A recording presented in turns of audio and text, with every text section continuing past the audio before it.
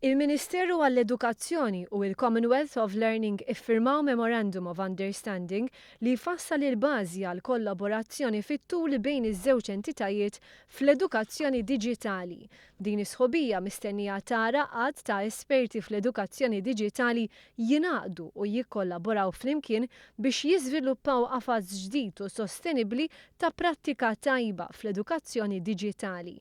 Qafas li se jinkludi sistema pilota għall-akkreditazzjoni ta' kwalifiċi ta' korsijiet li jsiru online. Dwar dan tkellimna ma' Alex Grech mill-Ministeru għall-Edukazzjoni.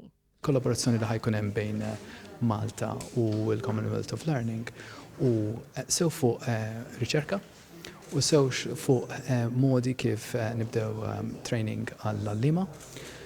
U koll hemm pjanat li jkun hemm institute ġdid li jkun bażat hawn Malta li ħajkun jismu il-Commonwealth Center for Connected Learning.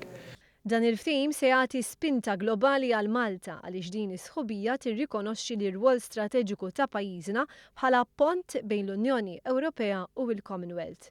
Hemm mod li nistgħu nikkollaboraw kważi beyond our shores, jiġifieri din ħajkun hemm pilots nistgħu nagħmluhom Malta, ma wkoll hemm mod li l-Commonwealth jistgħu jitgħallmu ħafna mix-xogħol li ħabda jsir sew minn Malta u mill-Commonwealth of Learning barra minn Malta.